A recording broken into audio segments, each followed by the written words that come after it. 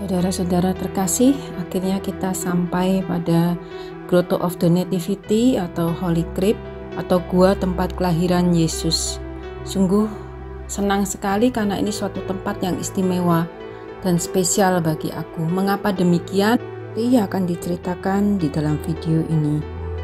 Mika bab 5 ayat 1 sebagai pembuka dari video ini menceritakan tentang Raja Mesias dan penyelamatan Israel. Tetapi engkau, hai Betlehem Efrata, hai yang terkecil di antara kaum-kaum Yehuda, daripadamu akan bangkit bagiku seorang yang akan memerintah Israel, yang permulaannya sudah sejak purbakala, sejak dahulu kala. Yerusalem, Hebron, Beit Jala. המדריך, אני אגיד לו שיבוא אליהם בשעה 11 Church of Nativity, בזמן Beit של האוכל. Shaul, Beit Jala, Yerusalem. ב-10 אני אסיים. עד שסיימו אותה. הוא הולך ברגל בבוקר לכנסייה ואני אפגש אותו ב-11 אמרתי. Memasuki gua Grotto atau kelahiran Yesus, pasti teringat Matius bab 2 ayat 1. Sesudah Yesus dilahirkan di Bethlehem di tanah Yudea pada zaman Herodes, datanglah orang-orang Majus dari timur ke Yerusalem. Ketika mereka melihat bintang itu, sangat bersukacitalah mereka. Maka masuklah mereka ke dalam rumah itu dan melihat anak itu bersama Maria, ibunya, lalu sujud menyembahnya. Mereka pun membuka tempat harta bendanya dan mempersembahkan persembahan kepadanya, yaitu emas, kemenyan, dan mur. Tradisi Latin mengatakan bahwa Melkior adalah Raja Persia yang mempersembahkan mur, Baltasar ke Arab yang mempersembahkan emas, dan Kaspar mempersembahkan dupa kemenyan wangi dari India. Persembahan-persembahan itu membawa permenungan akan Kristus Raja yang memang patut disembah dan kabar sukacita, cinta kasih yang diwartakannya. Seekor keledai dan sapi menemani mereka, dan bayi Yesus diletakkan di palungan.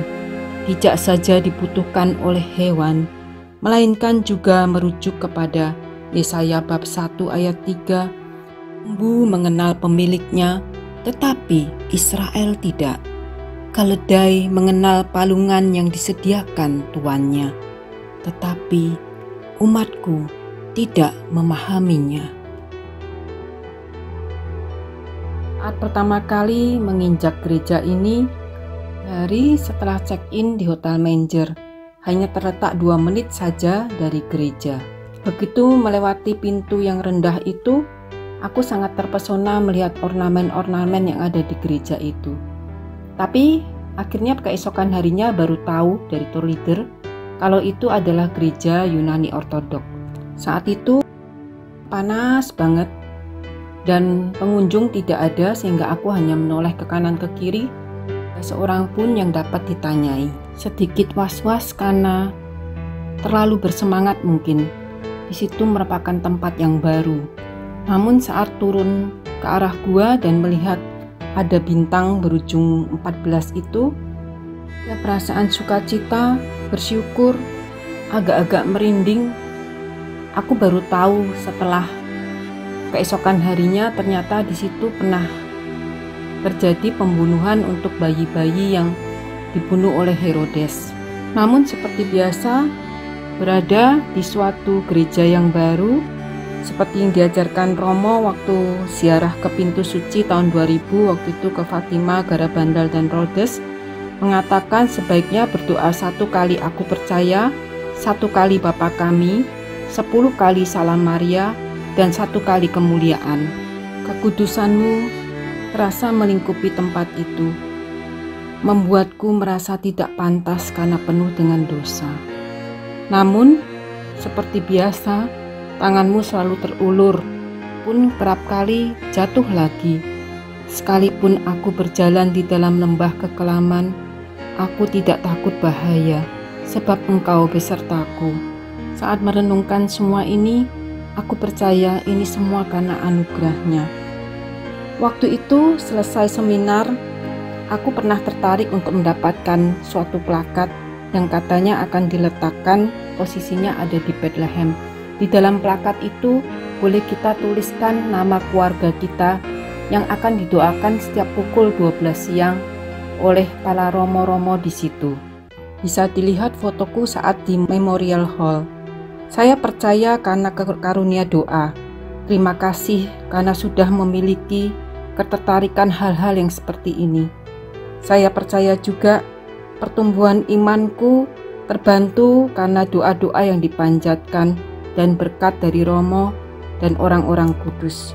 Sekedar sharingku, bila ingin tahu lebih banyak tentang Memorial Hall, di googling atau di search di internet. Kembali aku menyadari bahwa aku masih di tempat ini. Tempat kelahiran Yesus Kristus yang mau foto saja yang harusnya mengantri satu persatu. Tapi saat itu aku sendirian. Aku berdoa dan mencium bintang ini, sembah sujud kepada Sang Raja Kekal. Di tengah bintang bersegi 14 ini ada sebuah lubang yang bulat, di mana kita dapat menyentuh batu asli yang diletakkan Maria ketika dia melahirkan Yesus. Disinilah cara Allah yang maha besar, maha tinggi, memberi rupa dalam rupa manusia, bayi yang kecil, lemah, di sebuah tempat yang hina dina, bukan hanya untuk mengosongkan diri, tetapi membebaskan umat manusia dari kekelaman menuju terang damai sejahtera. Di sini, Ia memberikan diri sebagai roti yang turun dari surga, sebuah kelahiran baru. Hic de Virgine Maria Yesus Kristus natus est. Disinilah Yesus Kristus lahir dari perawan Maria, atau bahasa Latinnya Hic verbum caro natum est. Disinilah Sang Sabda menjadi manusia. Nativity Church Orthodox. Terima kasih sudah menyaksikan video ini. Next video adalah Milk Grotto.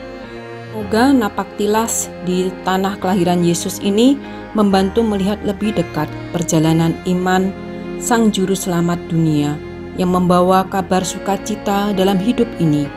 Bantu share dan subscribe, like, supaya video ini boleh terus hadir, baik yang sudah pernah ke Holy Land ataupun yang merindukan melihat kasih Yesus di tempat Dia pernah hidup. Paus Yohanes Paulus II berkata di misa di Manger Square tanggal 22 Maret tahun 2000, "Because it is always Christmas in Bethlehem, every day is Christmas in the heart of Christians."